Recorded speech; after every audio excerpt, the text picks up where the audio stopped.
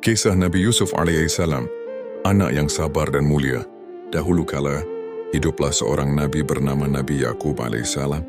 Beliau memiliki banyak anak, tetapi yang paling disayanginya adalah Yusuf, seorang anak yang sangat tampan, lembut hatinya dan baik akhlaknya. Mimpi yang istimewa. Suatu malam Yusuf kecil bermimpi.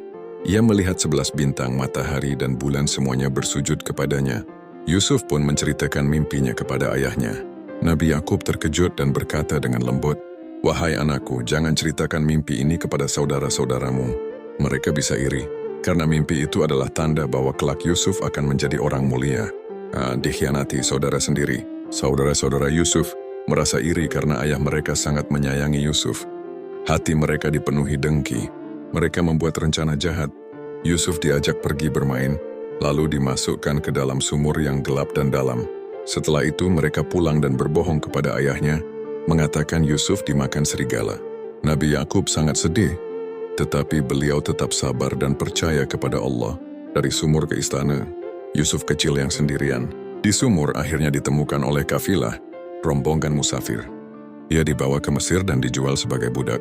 Namun Allah punya rencana indah. Yusuf dibeli oleh seorang pejabat Mesir dan diperlakukan dengan baik.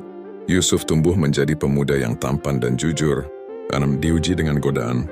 Istri pejabat itu tergoda pada ketampanan Yusuf dan menggodanya berbuat dosa. Tapi Yusuf menolak karena takut kepada Allah. Karena fitnah, Yusuf justru dipenjara meski tidak bersalah. Tapi ia tetap sabar dan tidak pernah menyalahkan Allah. Dari penjara ke kekuasaan, di penjara, Yusuf dikenal sebagai orang yang pandai menafsirkan mimpi. Suatu hari, Raja Mesir bermimpi aneh tentang sapi kurus dan sapi gemuk. Yusuf menafsirkan mimpi itu. Akan datang 7 tahun masa subur, lalu 7 tahun masa kelaparan. Ia memberi solusi agar menyimpan gandum. Raja kagum dan membebaskannya. Yusuf diangkat menjadi pejabat pengelola perbendaharaan Mesir. Raja bertemu kembali dengan keluarga. Saat masa kelaparan datang, saudara-saudara Yusuf pergi ke Mesir membeli makanan. Mereka tidak mengenali Yusuf, tetapi Yusuf mengenali mereka. Akhirnya Yusuf memperkenalkan diri. Saudara-saudaranya menangis dan menyesal.